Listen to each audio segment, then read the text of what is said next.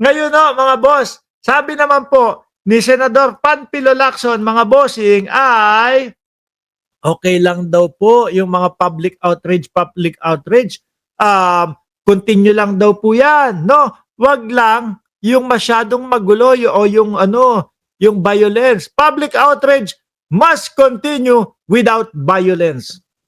Ha? Wag sanang humupa ang galit ng ating mga kababayan. Ay, totoo naman po, mga bossing.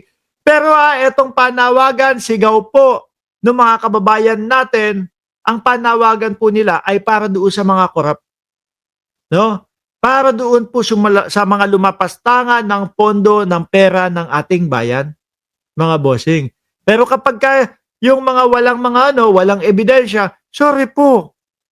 Hanap muna kayo ng ebidensya bago natin isiksik si Pangulong Bongbong Marcos at si Martin Romualdez. Dehins po edewup, mga bossing. Hindi po pwede. Yung tipo bang pakitaan nyo kami ng picture ng maleta, okay na sa amin yon. Hindi po. Sabi ni Ma'am Janelle Van der Herst, dapat kasi kung invited ang pro and anti-PBBM at puro anti ang umaten, hindi na dapat natuloy ang speech nila para patas. No? Ewan ho natin. Sabi, pinayagan daw. Di ba, Sir Almond Lee? Oh, huwag sanang humupa ang galit ng ating mga kababayan, pero wag lang sanang magulo kung humupa. Kaso nga yung mga kinukuha, yung mga inaano nila, yung mga hinahakot nila, nanggugulo. No, gagayahin daw po yung Nepal, mga kababayan. Diyos ko po. Sa Nepal, mga bossing, no, yung sinusunog nila, yung mga government property, dito po sa mga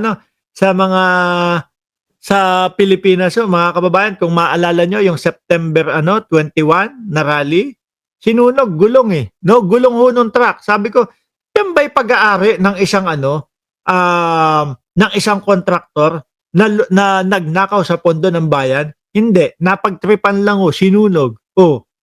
Iba yung mga natin, iba yung mga kababayan natin hindi mga nag-iisip no?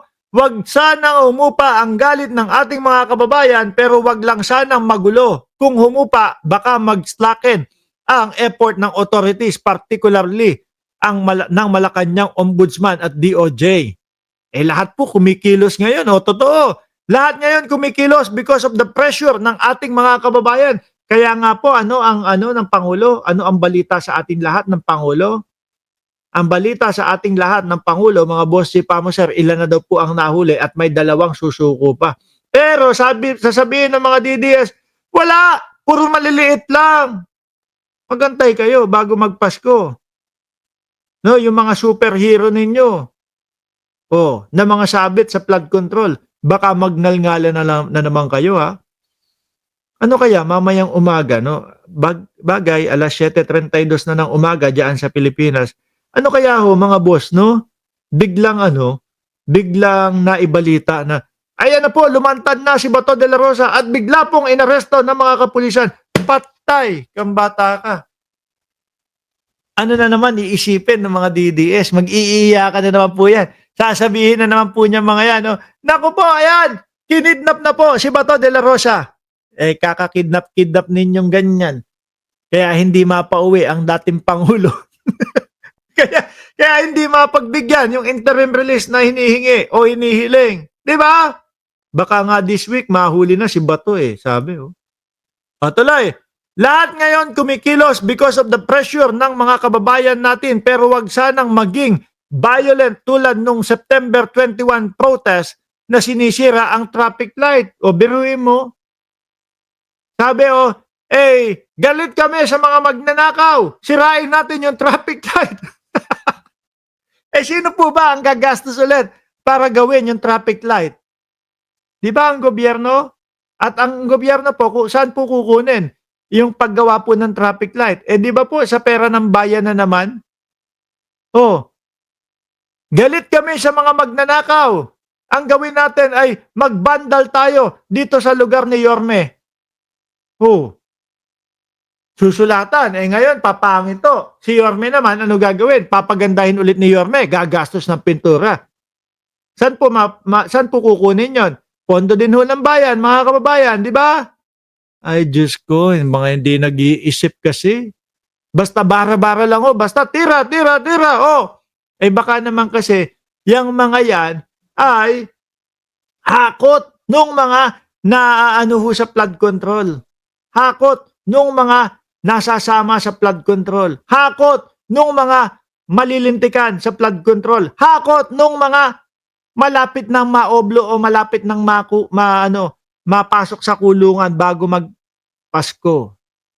Sabi ni Janelle Van der Herst ulit, oh, wala nang matitira na DDS. Wala nang matitirang DDS senators. Wala nang makakapigil sa impeachment kay Inday Lustayehe. Sabi, oh, galit sa magnanakaw. Mga Duterte ang nuno ng magnanakaw. Sabi ni Daisy Menario. Oh, good morning to everyone watching from Henderson, Nevada. Salamat po. Pagka nadaan ako dyan, Sir Bayani, Pitobias, ililibre ko kayo. No? Basta pag nadaan ako dyan, siguro mga kalagitnaan ng 2026, ayan. Dan. Hindi ko pa napupuntahan ho yan eh. Oh, anyway, ulitin natin ha. Okay lang na nandiyan yung silakbo ng damdamin, yung galit, okay lang. No, wag lang gagawin pang marahas. Wag lang gagawin pang magulo, sisirain nyo yung traffic light tapos gastos ng gobyerno din. Yung panggagastos ng gobyerno galing sa tax ng mamamayan. Di po ba mga bossing? Oh, hinay-hinay. Iisipin nyo din yung mga ginagawa ninyo. Ngayon no, mga kababayan, nasa na ba tayo dito? Pakinggan ho natin ang ating Vice Presidente. Mayroon nung sinasabi. No? Oh. Dapat ito. Yan. Meron po sinasabi ang ating Vice Presidente ho dito, mga bossing. No? Na kapag ka daw ho siya o sa kanya merong nai-issue, sumasagot daw ho siya agad. The Survivor 379. Mark, ako rin, libre mo. Diyan ka din ba sa Nevada? Kapag ka napunta, mga bandang Marso siguro, nasaan ba? Baka New York ako nun. Ha? O, New York. Maglilibot tayo dyan sa Estados Unidos. Okay. Eto po, may sinasabi ang Vice Presidente. Ganda sa LV, Mark. Sa Las Vegas. Kala ko Louis Vuitton eh. Oh, mag-enjoy kayo ng misis mo doon. Ganda ng nightlife doon. Kaso parang hindi po pambata no? Oh, dahil puro casino. Hopefully, makadaan kami dyan. Sabi dito ni Vice Presidente, pakinggan natin. Oh. Ako po, pag may aligasyon ako, lagi po ako nagbibigay ng ebidensya. Oh. Niwala ko kayo doon? Sa sinabi ng Vice Presidente?